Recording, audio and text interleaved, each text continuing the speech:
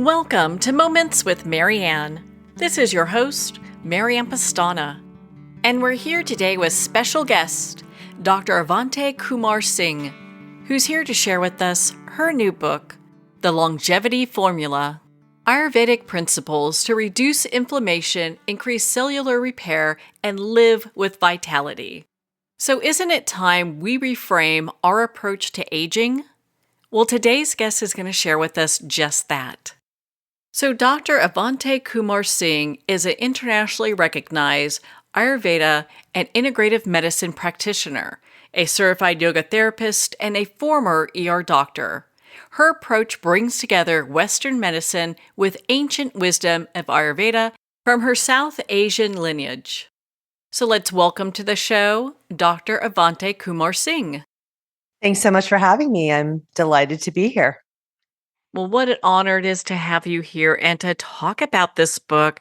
So you have to share with me, what even inspired you to write this?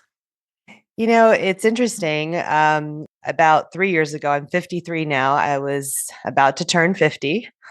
And I started thinking about the next era of my life. And, I had just launched my younger child off to college and was really just thinking about, what am I going to be doing for sort of the wisdomhood years, as we call them in Ayurveda.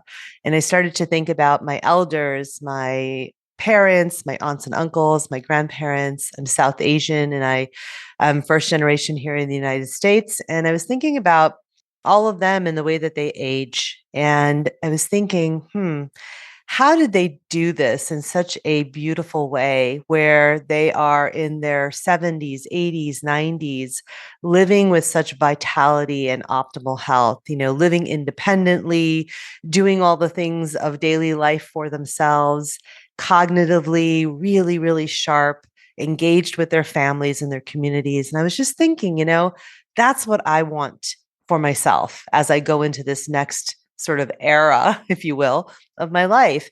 And I started to think about, well, what's the secret sauce here? What are they doing that is allowing them to age in this way? And I sort of went down the rabbit hole of doing research and thinking and, sort of making connections. And that's really where the idea for this book came from.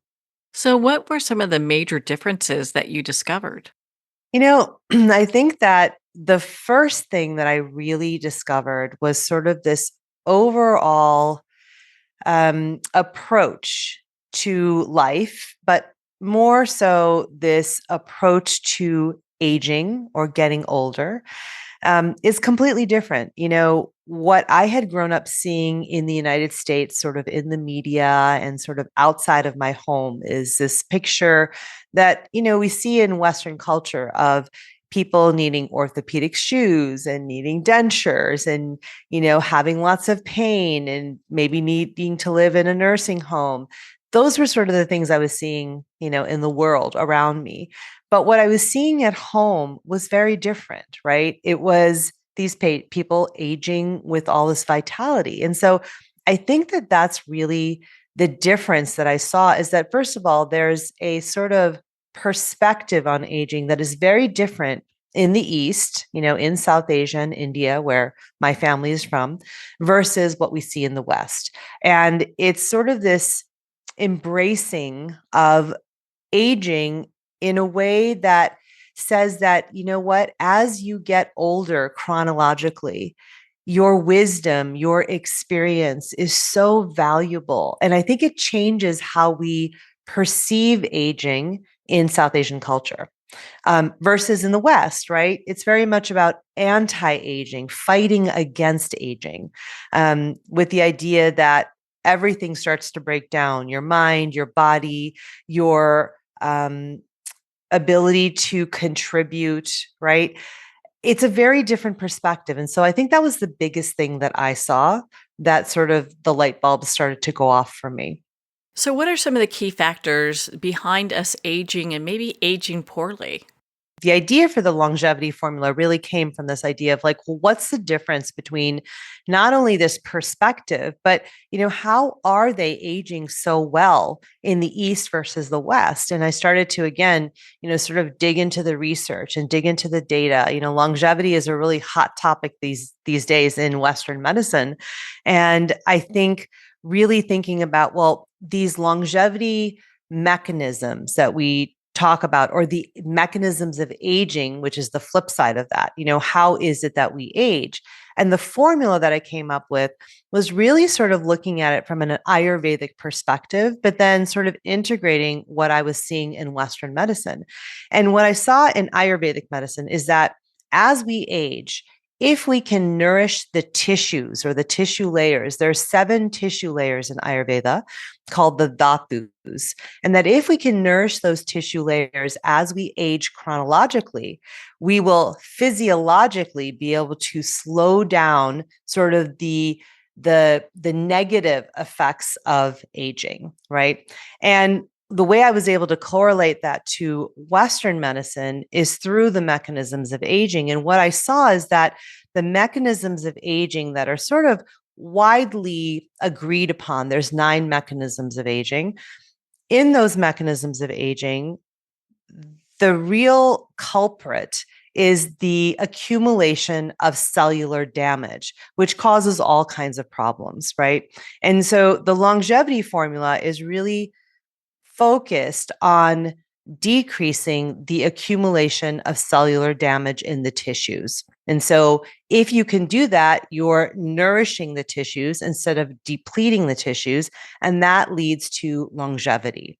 And so, let me back up. So, the 2 pieces of that, like you already mentioned, was you can decrease the accumulation of cellular damage by either increasing cellular repair or decreasing inflammation. So there's sort of the 2 levers that you can push and be able to decrease that accumulation of cellular damage. So those are sort of the 2 parts of the longevity formula. Well, thank you for sharing that. And I was just so fascinated in how you're bringing in these Ayurvedic principles and how we can, in many ways, kind of reset our body and live better. Yeah, and it's really it's so interesting because when you take a step back and start to look at it from this perspective of what can I do on a daily basis to nourish my tissues, right? As I get older, that's sort of the key. And if you can focus on that, you'll find that it's a lot easier to sort of wrap your head around how do I increase and support my longevity, right? Because we can get really into, how am I decreasing inflammation? How do I increase cellular repair? And I go into all of that in the book. But really, when it comes down to it, if you can start to think of it as how can I nourish my tissues? How can I support my tissues so that as I get older, they're functioning well, they're nourished, they're not becoming depleted. The depletion is what causes all of the symptoms that we sort of correlate or associate with aging, right? The pain, the decrease in cognitive function, the difficulty of doing our daily, living activities, right? These are all things that come with the depletion of the tissues. So if we can instead just focus in on how can I nourish all of the 7 tissues of the body every day, it becomes a lot easier to sort of think about this. Can you explain how the practice of Ayurveda works alongside modern medicine to promote longevity? hmm Yeah, what's really interesting is that so many of the things that we've been doing in Ayurveda for 5,000 years, we now have all of the data, all of the studies that show that what we've been doing for 5,000 years is scientifically sound. The Vedyas and the ancients didn't know the actual science behind what they were suggesting and what they had written down in these Vedic texts. But it turns out that everything is scientifically proven to work, right? And so that's how you can sort of bring them together. So, for example, let's think about one practice that I talk about in the book, which is to get outside every morning before 10 a.m. for 10 to 20 minutes, whatever you can, add to your routine, where you get natural sunlight into your retina, into your eyes, right? The whole idea there is that from an Ayurvedic perspective, you're living in harmony with nature. And when you live in harmony with nature, you will have optimal health. That is sort of the basic essence of Ayurveda. Now, from a Western standpoint, what you're doing by getting outside and getting that sunlight into your retina is you are sending a powerful message to your brain, to your body that, oh, it's daytime. Let's reset your circadian rhythm again every single morning. And that's important because we know from circadian medicine that if we can keep our circadian clock in sync with the path of the sun, with daylight and nighttime throughout a 24-hour cycle, we actually keep everything functioning in our bodies really, really well. Everything is humming along the way that it should, right? Because basically cortisol and melatonin, which are controlled by light, right? The cycles of light over a 24-hour period, those are controlled by light. And those have a downstream cascade effect on every other hormone, system, cell, organ of the body. And so, again, what we knew in Ayurveda 5,000 years ago, which is to live in harmony with nature on that daily 24-hour cycle, and that it's so important for health to keep us well. We now know physiologically and scientifically that, oh, that's because what we're doing is we're resetting circadian rhythm every single day, which keeps things functioning correctly. I have some neighbors that bring their newborn out every morning so that the baby Mm-hmm. can get sunlight on its face, and now I know why. Yeah. Yeah, exactly. And they're doing it for themselves too. They're resetting their circadian rhythm every single morning, which is very, very important for health. And what's so interesting is that, it seems so simple. And many people will say to me when they come to my lectures or if I'm working with them one-on-one, they'll be like, is it really that simple? And I say, yes, it actually is. It's really that simple. It's probably very encouraging for so many people. And it has me kind of thinking, I know you talk about health span versus lifespan. I'd love for you to Mhm. share the difference with us. Yeah, absolutely. I would love to. Health span versus lifespan. All of us know what lifespan is, right? Lifespan is how many years you are alive on this earth, right? It's our chronological age. And Western medicine is really, really good at extending our lifespan, right? We can keep living and we can extend life with all of the amazing technology that we have and the science and the medications and the surgeries and procedures.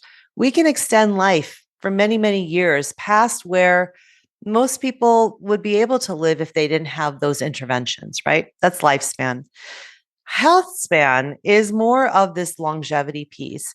The idea of a health span is how many of those years that you are alive on earth are you living with vitality, with optimal health, where you can do everything that you want to do, where you can have a good quality of life, right? And Western medicine is not so good at extending our health span.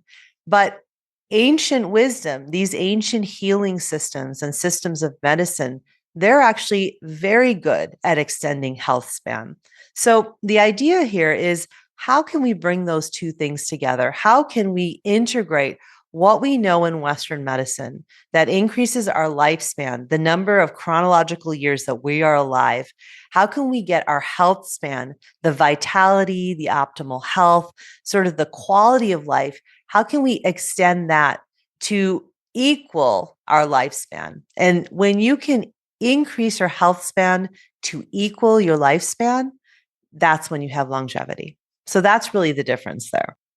And when we talk about longevity, I mean it's in yeah, I love how your book breaks it down. I mean, it really covers many different areas. It's not just our bodies aging. There's more Right. to it. hmm Yeah, I really do take the stance in the book of, this term anti-aging, you know, we sort of need to move away from that because we shouldn't be against aging. A little while ago, we talked about sort of the difference between an Eastern perspective and a Western perspective. And I think that this is such a big part of that. The Western perspective is let's fight against aging. And the reality is that we can't stop aging from happening, no matter how much we want to. We are going to get 1 year older every year that we chronologically are alive. Every birthday, we get 1 year older. And so we will age chronologically. So this idea of anti-aging is sort of something, it's kind of a myth that we've been sold, I think, in Western culture. And I really think that, tapping into this idea of longevity, of extending longevity, of embracing aging and all of the beauty that comes with it, I think that's really the key that will help so many people. And that's really why I wrote the book. Well, on that note, we're going to pause here for a quick break. We've been speaking with Dr. Avanti Kumar Singh in regards to her new book, The Longevity Formula. You've been listening to Moments with Marianne. We'll be right back after these messages from our sponsors. Are you an author, speaker, or expert who is looking for more publicity? Visit radioguestlist.com and sign up for free interview requests from shows looking for guests. Radio Guest List is the #1 free booking resource for radio, podcasts, and TV talk shows who are looking for experts like you right now. Visit radioguestlist.com and sign up today to get the visibility you deserve. There comes a moment when you realize you're somewhere special.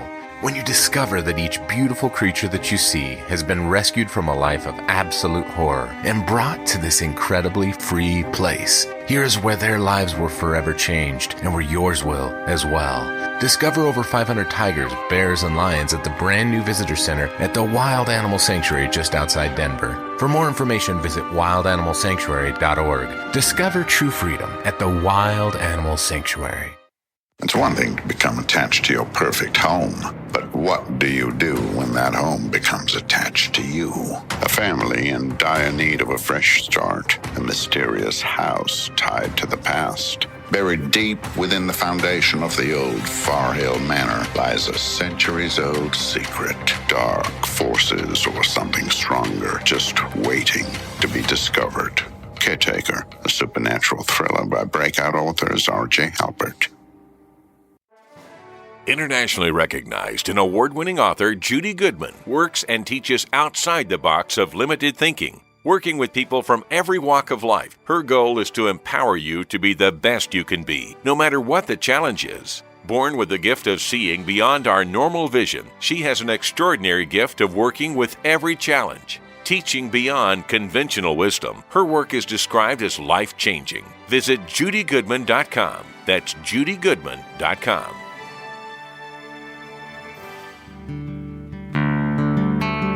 I'd like to thank Jason Eastwood at Guitarfulness for sharing his inspiring music and talent with us. His music is known worldwide for cultivating atmospheres of harmony, inner peace, and clarity. Visit Jason's website at guitarfulness.com. Join his newsletter, be part of his community, and download his music. Welcome back to Moments with Marianne.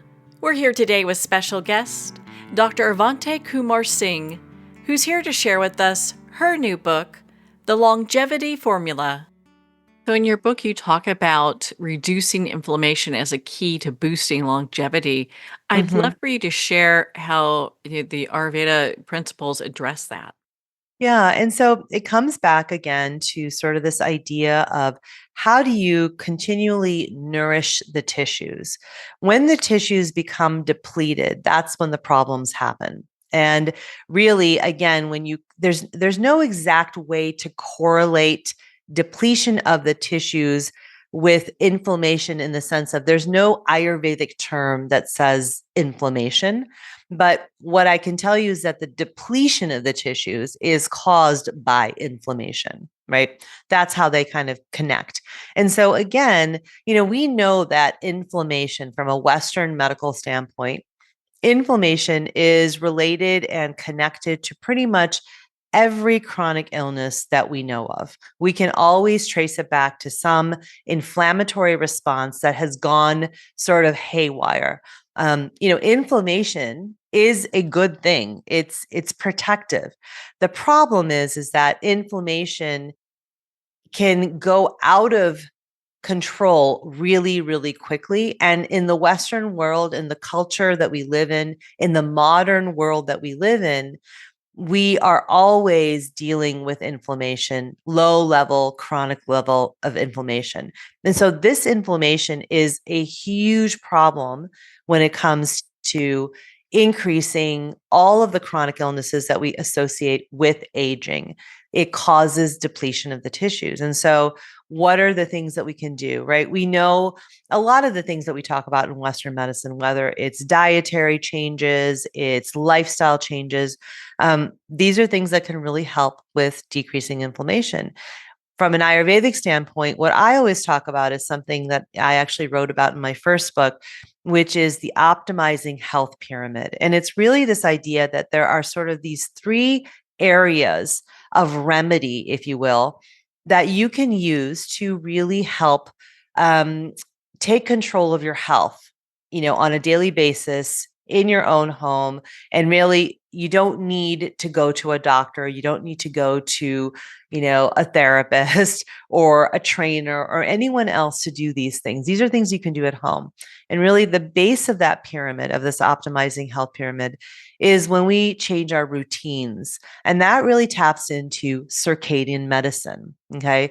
Sort of the middle of that pyramid is all about the diet, right? And that's, everything that we take in from all five senses, not just the food and drink that we take in through our mouth. We're very focused on food in Western culture, which we should be, but there's so much more to diet, what we're taking into our whole system. And the diet really correlates with sort of this gut microbiome that we know about in Western medicine.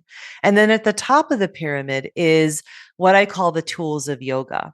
And I say tools of yoga because it's so much more than just the postures or the asana. Yoga is about so many things: meditation, breath work, chanting, visualization, the posture, the physical postures, right? There's so many pieces of yoga. And when we're talking about the tools of yoga, we know that that correlates to this idea of vagal stimulation, when we can downshift and downregulate our system from this sympathetic stress response, that, by the way, is the biggest cause of inflammation. And we can downregulate into a parasympathetic or relaxed state, which can, again, extend our longevity. So what we can do is if we can tap into these three areas of remedy, which is what I kind of go into in the book, what we're doing is, again, by these simple things that we can do on a daily basis that we can really embrace and start to do at home every day, that can extend our longevity. I know you have so many simple practices within your book. Do you have one you can share with us now? Yeah, absolutely. Let me back up before I talk about that. I always like to talk about the why. And all of the practices, I talk about almost 25 different practices in the book. And that is not to overwhelm anybody, but it's really to say, start where makes the best sense for you, right? We're going for a quick win, is what I always say to my patients and students. You want to incorporate a practice that really will be easy for you to incorporate, so you feel a sense of accomplishment. You're going for a quick win, because positive always, sort of builds upon itself. And so when you have a quick win, you're more inclined to do the next thing that's good for your health. That's sort of my philosophy in general. But the book is really based on these 5 longevity switches. And so I divide all of the practices into sort of these 5 areas. And the first is to remove toxins. The second is to add prana or life force energy. The third is to move that life force energy. The fourth is to sync with nature. And the fifth is to feed or nourish the system, body, mind, and soul. And the practices, a little sort of spoiler alert, is that all of the practices ultimately flip all of those longevity switches on. And so I will talk about maybe just, three really simple ones. Three practices, and these are things that I think are very simple to do, sort of those quick wins that you can start doing today to switch those longevity switches on. The first is to fast for 12 hours overnight. Simply just don't eat overnight. So if you finish your last meal at 8 p.m., don't eat until 8 o'clock the next morning. Why is that important? From a longevity perspective, it's because fasting will sort of stimulate a process called autophagy. Autophagy is something that's been talked about a lot lately in medical news and, the wellness industry as a promoter of longevity. And that's because autophagy is this process we have in the body, which actually will clean up all of sort of those old junky cellular parts that are sort of sitting around, right? The damaged cells that I was talking about, that accumulation of damaged cells in the tissues and the organs and just hanging around, they cause a little bit of low grade chronic inflammation if they're not cleaned up. Autophagy is this process that we have in the body that will clean up those junky cells and get rid of them. And that happens every night. Now, the thing is that as we age chronologically, that function, that process of autophagy will slow down. Fasting, however, overnight will kickstart that process every night. And so, and it's actually been found from a studies perspective, that the data shows that fasting is actually the greatest stimulator of autophagy. And so just by not eating for 12 hours every night, you can kick on that process every night, and that will support your longevity. So that's the first thing I would say that everyone should absolutely do. Fast for 12 hours overnight. Well, thank you for sharing that. I have actually been hearing quite a bit about fasting, and it's interesting you talk about the 12 hours. Is there a difference if we go 12 to 16? Mm-hmm. Yeah, 12 hours. I always say 12 hours because that's the easiest to start with again, because if you try to do too much too fast, first of all, you may not be able to stick to it. It can be hard to change your habits. And so, just having this idea of not eating while you're sleeping, I can think that's a really easy place to start. But yes, anywhere between 14 and 16 hours seems to be, from the data, sort of the sweet spot where you get the biggest bang for your buck. Going above 16 hours for most women can be a little tricky, and it can cause some other hormonal issues if you're not careful. That doesn't happen for everybody, but it is common. So I always tell people to just really stick between 14 and 16 hours, but start with 12. Do a 12-hour fast every night, get used to that. And then maybe you increase to 14 hours, and then maybe you increase to 16 hours. That's about the sweet spot. So I would say anywhere between 12 and 16 hours is ideal. What great information that is, especially coming from you. I mean, here you are, you're an MD. So it's not just somebody that's been, and I don't know if this is even going to sound right, but I'm going to throw it out there anyway, that's been practicing Ayurveda. I mean, it's such a dynamic study, and I have great respect for it. But to have, being an actual medical doctor as well, I mean, you really combine both of these worlds together so well. Oh, well, thank you. Yeah, I think, again, it's always important, I find, from a Western standpoint. I mean, I'm a trained Western physician. I've grown up here. I grew up with Ayurveda in my family, but then I was trained in Western medicine. And I think what I really try to do is bring sort of the power of this ancient healing medical system of Ayurveda.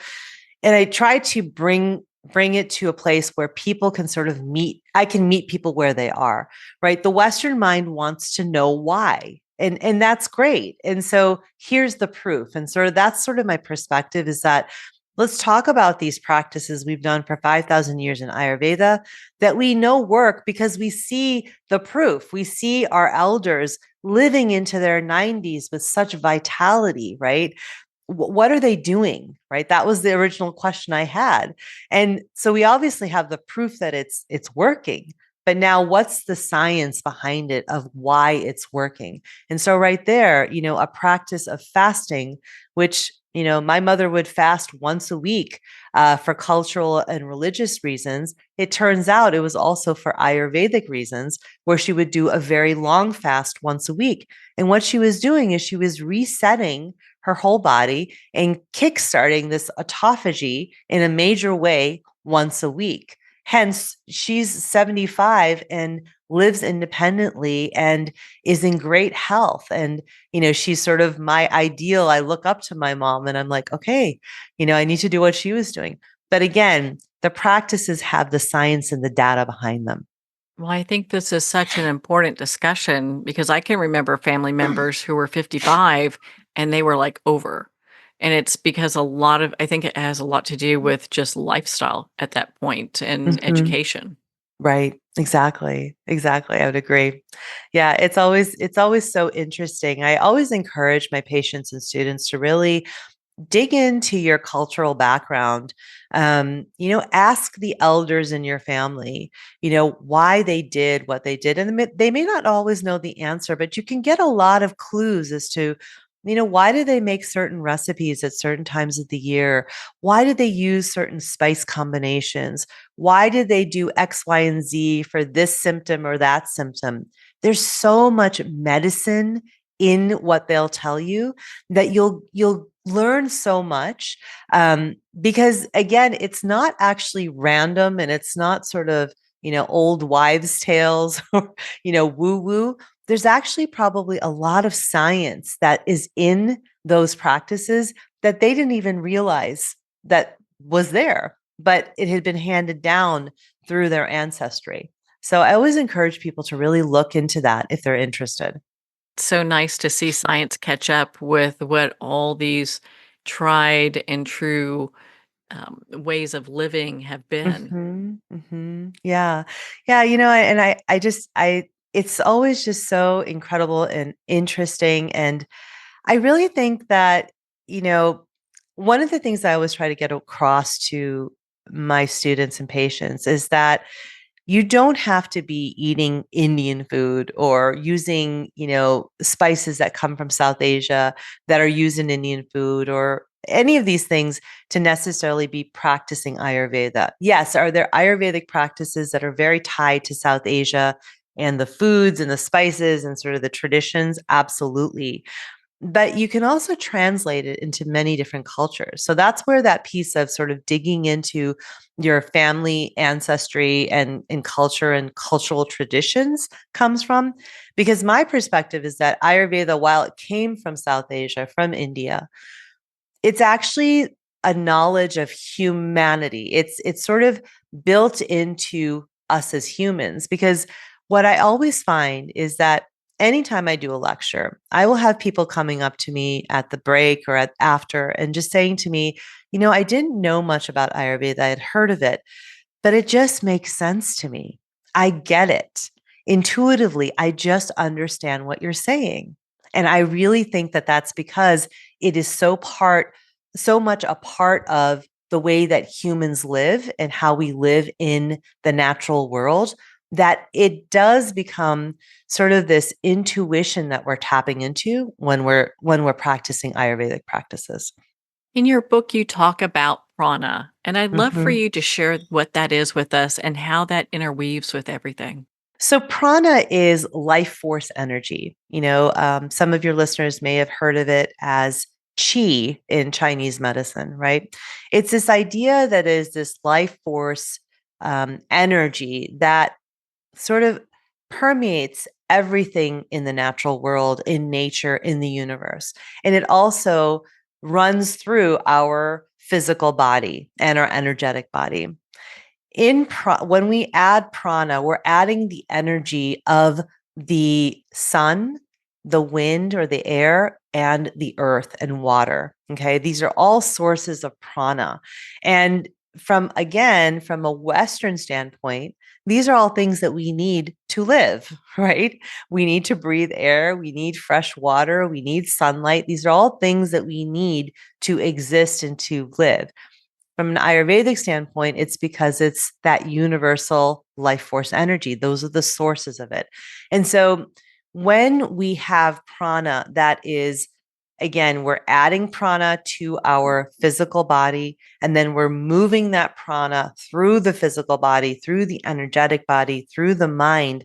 We will actually help to clear any blockages that might be present that cause symptoms down the line. So prana is really, really important from an Ayurvedic standpoint, but it turns out prana is also really important from a Western standpoint as well.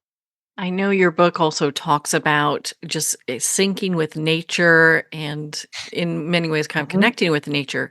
And for those folks that live in areas that there isn't much nature around them, how do they incorporate this? Yeah, so that goes back to actually one of the practices we talked about earlier, which is doing that morning sun viewing, which actually also happens to be the second sort of practice I would suggest to all of your listeners to do every day, again, to support their longevity. And what that is again, is that you are syncing with nature, you're syncing your circadian rhythm and restarting it, sort of resetting it every day.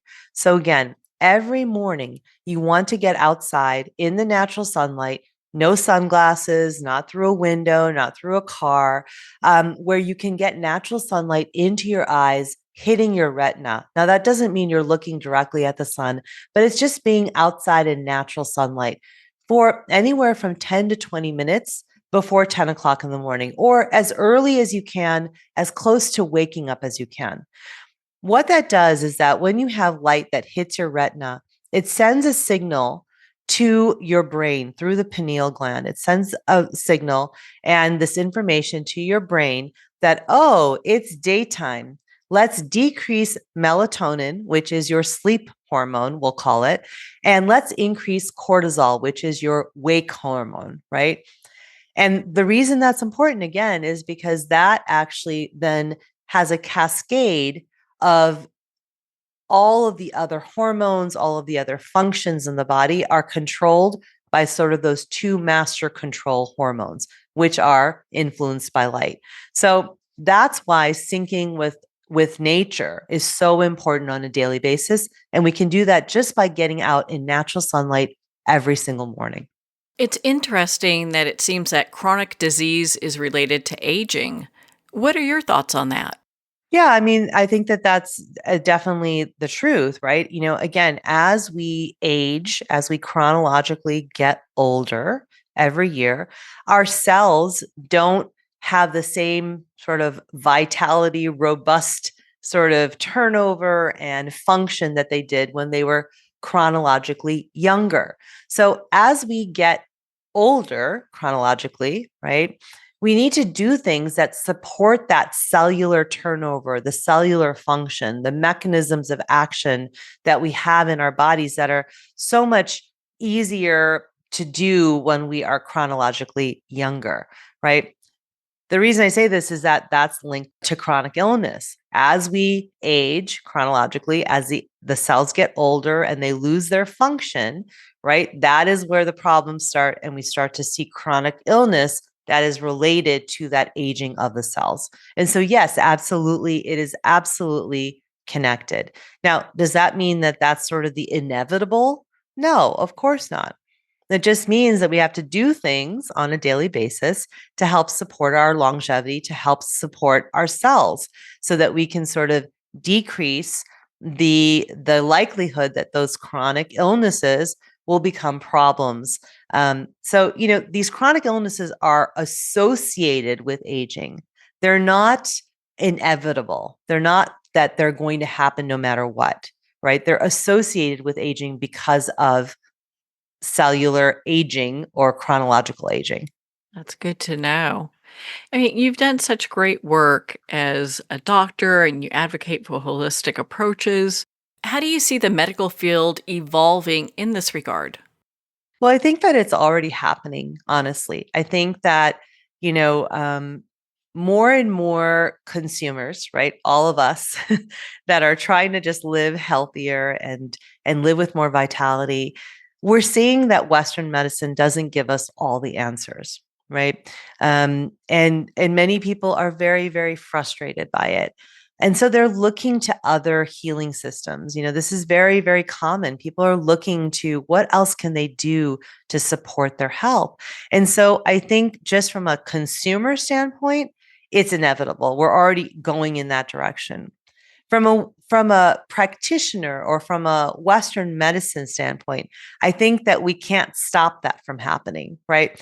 While we have the technology and all of the data, the truth is that most Western doctors at this point can't deny what they see with these practices. They can't deny that the science is there, right? Because we're doing the studies and it proves everything that we've been doing in these ancient healing systems. And so I sort of feel like we're at that really, really interesting point in time where not only is the consumer wanting this, the practitioners, sort of the medical field, the Western medical field, the establishment is sort of starting to see that consumers want it. The data is there. How do we start to integrate it? So I think that we're in a place where we can go in this direction where everybody can start to work together. The practitioners can really support their patients more, even more than they have, by offering not just the Western medical techniques and technology and medication and procedures, but also encouraging their patients to do these things on a daily basis, whether it's lifestyle medicine, you want to call it, or nutritional medicine or culinary medicine, all of these different fields. I think that there's sort of this coming together that's this really beautiful, natural sort of integration that we're moving towards. Well, what an exciting time we live in that's all coming together finally, you know? Yeah, absolutely. I mean, we as patients we're the ones who really benefit the most from this. Well, what would you like our readers and listeners to take away from your book, The Longevity Formula? I think if there's really one thing I want everyone to take away from it is that you have so much power within. You have so much healing, intuition, and wisdom within you. It's just a matter of tapping back into it and really connecting to it. And realizing that you have that power and that small changes can really add up over time and create big results. And so a small change, getting outside for 10 to 15 to 20 minutes in the natural sunlight, you may think that that's not going to do much, but it does so, so much for you. And so I'd really encourage people to really sort of take back that power into your own hands and do small things. They really add up. Well, Doctor, where can our listeners connect with you and be part of your community and learn more about your work and your book? Thank you so much. I would love to connect with all of you. You can connect with me on my website, which is my full name, avantikumarsingh.com, and you can pre-order the book there as well. You can listen to my podcast, the Healing Catalyst podcast. It's available on all of the major platforms. And I'm on Instagram quite a bit. That's sort of the social platform I'm on. Feel free to follow me there. It's my full name, Avanti Kumar Singh. Feel free to send me a message in the DM. I always try to answer all the messages that I can and provide any, resources or tools that I can in the DM. So I'd love to connect with you on any of those places. Well, Dr. Kumar Singh, thank you so much for taking the time to be on the show with us here today. Well, thank you so much for having me. It's been great. Well, thank you, Dr. Avanti Kumar Singh, for taking the time to be on the show with us today and sharing your book, The Longevity Formula. The Longevity Formula is available at Amazon, Barnes & Noble, and all indie retailers, and you can purchase this book directly from the publisher, Sounds True, at soundstrue.com. Well, we're at the end of our time today. I'd like to thank everyone for tuning in. You've been listening to Moments with Marianne, where we Make every moment count.